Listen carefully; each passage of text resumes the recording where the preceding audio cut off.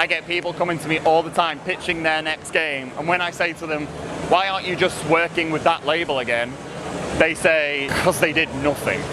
Are you looking for an indie game publisher? Have you been approached by an indie game publisher, marketing company, or agency? Before you move forward with anything, please watch this video. We had the pleasure of speaking with one of the brightest minds in indie game publishing, Mike Rose, at this year's PAX West. Mike Rose's game dev journey started when he was a writer for game sites like Gamasutra, Pocket Gamer, and Kotaku. After a decade of being a journalist, he joined the indie game publisher tinyBuild, where he launched titles like Party Hard and Punch Club. Today, he's the director of the publishing label No More Robots. Mike's also an accomplished speaker, having done multiple GDC talks focused on indie game marketing and the indie game industry. In this video, we talked to Mike about how he started his publishing label, No More Robots, what he looks for when choosing to publish a game, and what devs should watch out for when signing with a publisher. We are Ask Gamedev, and this is how to spot a bad indie game publisher, and more advice from Mike Rose. Welcome back. We make videos on how to elevate your game development and inspire others. If after watching this video you want to continue the game dev conversation, check out the video description for a link to our Discord server. My name is Mike Rose. I am the director of publishing label No More Robots, and we publish games like Descenders, Not Tonight, Hypnospace Outlaw, Family Man, Nowhere Profit, a whole bunch of games. I joined tinyBuild at the end of 2014. I had originally been a game journalist before then. I had been at Gamasutra and Kotaku, and while I was there, I was just really interested in how games sold and the reasons why games sold.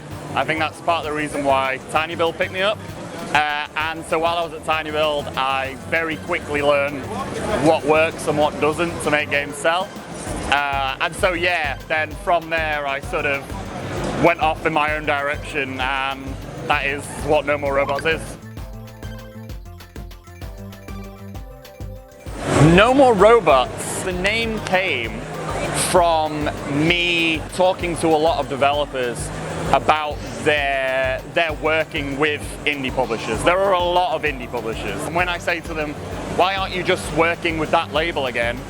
They say, because they did nothing. Like they did the bare minimum, and then they like took 30% off us. Oh my God, we've got a publisher, we're gonna sell loads now. And then the publisher, the reality of it is the publisher doesn't do much, and then they don't make much money, and then they have to give part of that not much money to the publisher. A lot of developers will just say like they didn't feel like it was very personal at all. They felt like they were just added to the list of games this publisher was putting out. It's horrible. There's plenty I could name who are still doing amazing work. You know, people like Finji back there, and Devolver, and Team 17 and Raw Fury. There's some great ones. The whole point of the name No More Robots is to show that when people are working with us, they're working with us. Like, it's very personal. If anything, I get too much in their space, and I'm sort of helping out with design stuff, and I'm helping with community building, and we do a lot. I think a big thing for me that has really helped in selling games is having games that are doing something different. People like different and weird, and people like funny as well. So you'll see in a lot of the games we do at No More Robots now, they're all very easy to describe because they're just different from everything else. You know, we've got like Hypnospace Outlaw is this 90s internet simulator. You say 90s internet simulator and a lot of people now know which game you're talking about. We've got this downhill mountain biking game, which isn't weird, but it's different. There are no other downhill mountain biking games right now. We've got an anti-Brexit simulator, which, you know, like, again, like, what other game is that? And it's weird and it's funny, and that's pretty much like the basis of my whole publishing label, is that all the games we bring on are just weird in some way and make people kind of take note of them. Just trying to let go and share, you know, sort of share the workload with other people. I'm terrible for that. I'm a control freak. You know, I need to just like have everything close to my chest. I need to be doing everything. For the first year of No More Robots, it was me. It was just one person doing everything. And after about a year, I finally gave up and admitted that maybe I needed some help with this stuff. How are you trying to handle all the social media and the community building while also making your game? It can be very difficult to sort of let go of that. And I've worked with a couple of devs, who you can tell that they're very, they're not sure about working with someone else because it's their baby. This is their game and they want to control everything.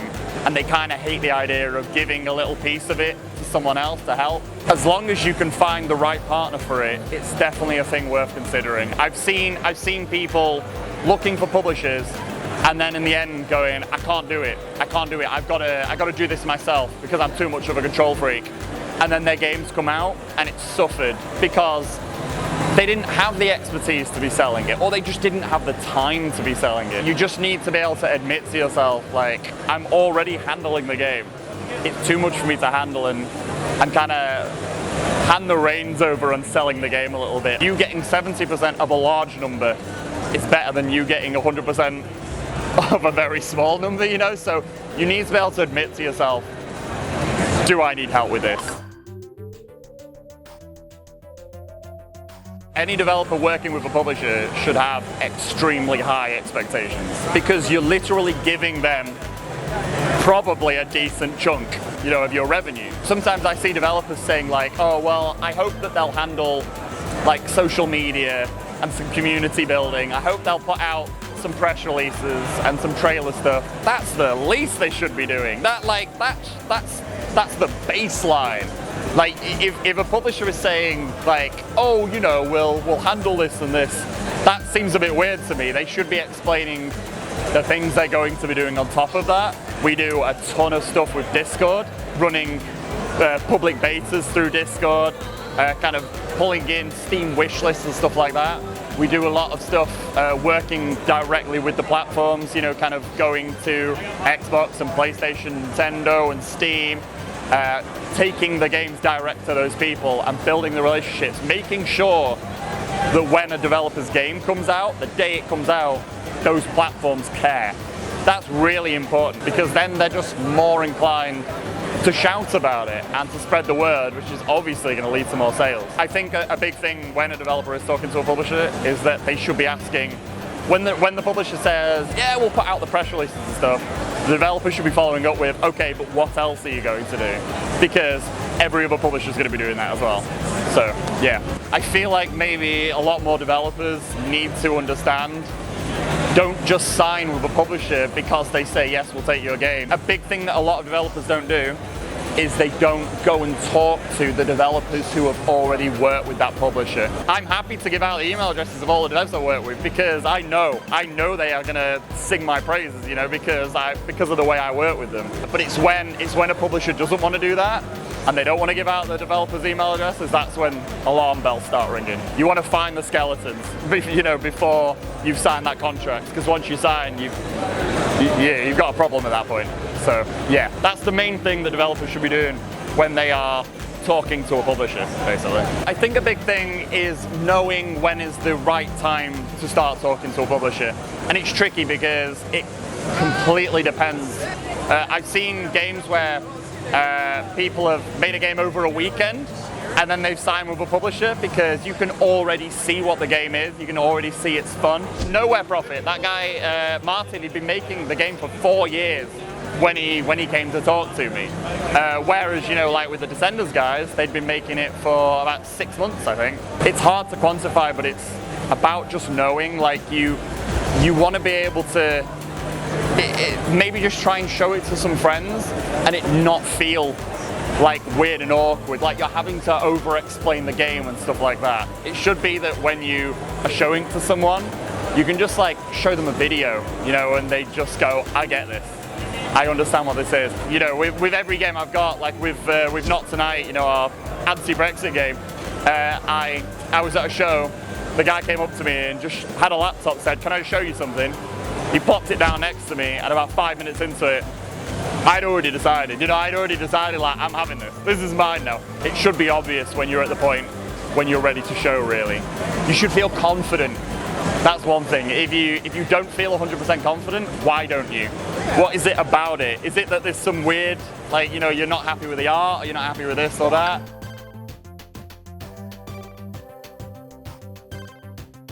From early on into making your game, think about localization. If you localize your game properly and you have it kind of translated into simplified Chinese and maybe French and maybe German, you can end up with, like, say, you know, like another third of sales, you know, on top of what you would get if you didn't localize your game. A big problem I see is that developers wait until about 3 months from launch and then think, oh man, I need to translate my game. And then they just can't. They've not set their game up in a good way. All the text is like baked into the game, or it can't be pulled out properly. So from early on into your game, especially if you have a lot of words in your game, think about, how am I going to translate this? Am I going to make it so that it can be exported into a Google Sheet? So I can just give this Google Sheet to translators who can just fill out the Chinese translation and I can import it straight back in. And it's not even just the translation as well. Sometimes there's really obvious things in certain games where you get to try and translate it and you're like, how on earth is this going to work in Chinese? You know, like, it's just stuff like that. So it's a really, really boring answer, but it's genuinely like one of the biggest things that can lead to really increased sales when your game comes out. Let me think. I guess a big thing right now that is on my mind a lot is that it is getting harder and harder to sell video games.